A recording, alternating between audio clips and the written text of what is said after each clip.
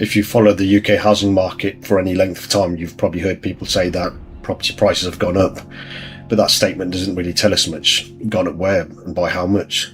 And perhaps most interestingly, which parts of the market actually grew. Today we're going beyond the average prices and analysing millions of real property transactions. We're going to follow the flow of money through the UK housing market over the last 25 years. Not through headlines, not through opinions, but through the actual transaction data. And what we're about to see reveals one of the biggest structural shifts in UK property history. Let's start with this chord diagram. At first glance it looks complex, but it's actually telling a very simple story.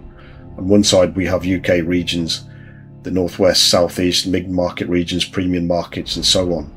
On the other side we have market segments. Affordable property, mid-sized property, higher value property. The ribbons show how transaction activity flows between these groups. The thicker the ribbon, the greater the number of transactions. Immediately one section dominates, affordable housing. The orange section is enormous, far larger than anything else, and tells us something very important. Despite all the media focus on £1 million homes and luxury markets, the overwhelming majority of UK property transactions still occur in the more affordable segments. The mainstream market remains the engine of UK housing. Look at where those flows originate. Large volumes come from regions outside the traditional premium markets. The northwest, mid-market regions, many parts of the country continue to generate huge transaction numbers at affordable price points. That's a useful number.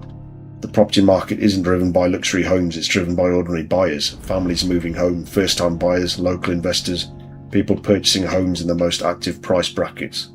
But the diagram also shows something else. Notice how some regions contribute disproportionately to higher value bands. These are areas where property wealth is concentrated, market where pricing power is stronger, where values have risen further, and where capital market has often outpaced the national average. What's fascinating is that the market isn't evenly distributed. Different regions feed different segments of the housing market, and that creates entirely different investment landscapes depending on where you operate. But the chord diagram only gives us a snapshot. To understand how the market evolved over time, we need to watch the entire market move, and that's exactly what the next visualization shows. This may be the most revealing visualization we've produced so far. Each coloured band represents a price category: under 100,000, 100 to 200,000, 200 to 300,000, and progressively higher price bands. The width of each band shows transaction volume, and the timeline stretches from 2000 all the way to today. Let's start at the beginning. Look at the left side of the chart. The market is dominated by lower price transactions. The under 100k category occupies a huge share of activity. Affordable housing form the backbone of the market. Then something begins to happen. As we move through the early 2000s, the market starts shifting upwards. The 100 to 200k band expands dramatically. The 200 to 300k band grows. Higher value segments begin appearing more frequently. This isn't simply inflation. This represents a structural repricing of the UK housing market. Properties that once sold for under 100,000 increasingly moved into higher bands. The entire market effectively migrated upwards. Then we hit one of the most dramatic features on the chart, around 2008, which was the financial crisis. Transaction activity collapses, almost every price band contracts simultaneously. The market doesn't disappear, the activity falls sharply, and recovery takes time. What's remarkable is what happens next. From 2013 onwards, the market begins rebuilding. The mid-range categories expand significantly. The 200 to 300k segments becomes one of the dominant forces in the UK housing market. The 300 to 500k category grows rapidly, and premium segments begin occupying a much larger share of the market. Then we arrive at the pandemic era, and another extraordinary spike appears. Transaction volumes surge. Government incentives, low interest rates, changing housing preferences, all combine to create one of the most active periods in modern housing history. Nothing happens during this phase. The higher value bands expand more visibly than at any previous point. This reflects the rapid price growth many homeowners experienced during those years.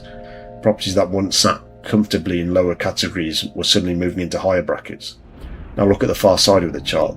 The market cools, volumes fall, but something important remains, and that's that higher value bands are still much larger than they were 20 years ago. This is the key takeaway. The UK housing market didn't simply grow, it shifted. The centre of gravity moved upwards.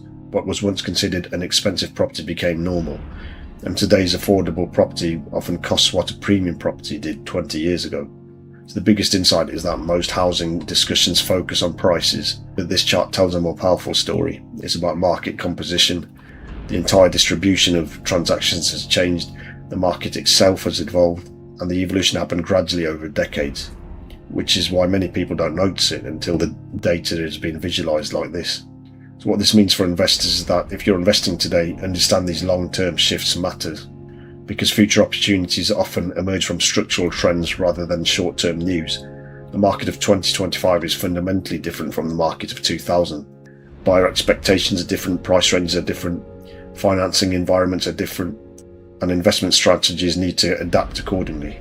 So when people say that UK property prices have risen, they're technically correct, but this data reveals a much deeper story. The market hasn't become more expensive, it has transformed.